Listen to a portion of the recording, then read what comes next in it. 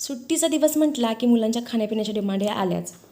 तर मुलांच्या डिमांड पूर्ण करता करता बघा आई कधी सुगरण होऊन जाते ते आईच्या देखील लक्षात येत नाही. तर माझ्याही मुलांच्या आज अशा प्रकारची एक डिमांड आहे की त्यांना पाणीपुरी खायची आहे. तर बघा पाणीपुरी लागणारं बाकीचं साहित्य मी विकत आणलेलं आहे, पण रगडा मात्र मी घरीच बनवणार आहे. तोही अगदी घरगुती साहित्यामध्ये. चला तर मग तुमच्याशी मी ती रेसिपी शेअर करणार आहे. तर इथे बघा रगडा लागणारं साहित्य आहे. इथे मी 4 मीडियम साईजचे बटाटे घेतलेले आहेत, मीठ आहे, हळद आणि हा पांढरा वाटाणा 2 वाटी घेतलेला आहे इथे मी, जो मी रात्री भिजत घातलेला होता, छान असा फुललेला देखील आहे. तर इथे मी या बटाट्याच्या साली काढून घेणार आहे बघा. तर आपल्याला याच्या पूर्ण साली काढून घ्यायच्या आहेत आणि याचे 4 काप करून घ्यायचे. एकदम बारीकही काप नाही करायचे आपल्याला, याचे मोठे मोठे ठेवले तरी चालतील. इथे मीडियम साईजचा एक कुकर घेतलेला आहे बघा. आता ह्याच्यामध्ये मी हे वाटाणे घालून घेणार आहे, जे की मी रात्रभर भिजत घातलेले होते. आता हे वाटाणे सगळे याच्यामध्ये मी घालून घेणार आहे.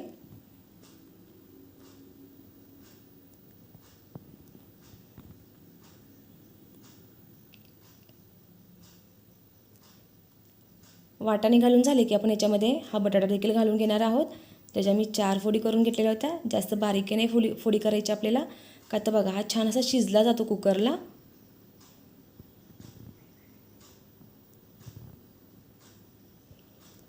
थोडीशी हळद घालून घेणार आहोत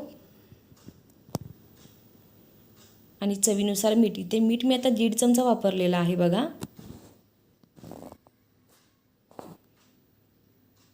लगेच आपण याच्यामध्ये पाणी घालून घेणार आहोत.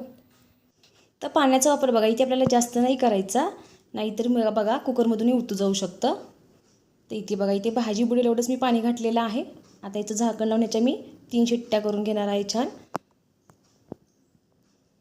तर आता इथे बघा 3 शिट्ट्या होऊन कुकर आपला थंड झालेला आहे. तर आपण उघडून बघूयात. तर खूप छान असा कलर देखील आलेला आहे बघा. तर तुम्ही बघू शकता आपला बटाटा आणि वाटाणा छान असा शिजलेला आहे. तर आता हे काय करणार आहे मी पळीच्या साहाय्यानेच हे पूर्ण मिश्रण असं स्मॅश करून घेणार आहे. तुम्हाला हवं तर तुम्ही स्मॅशने देखील करू शकता, अगदी झटपट होतं.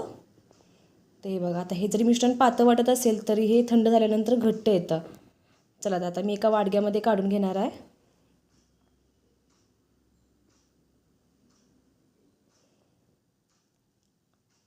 अशा पद्धतीने पूर्ण मिश्रण बघा मी वाडग्यामध्ये काढून घेतलेलं होतं. आता ह्याच्यावरती मी थोडीशी कोथिंबीर टाकून घेणार आहे.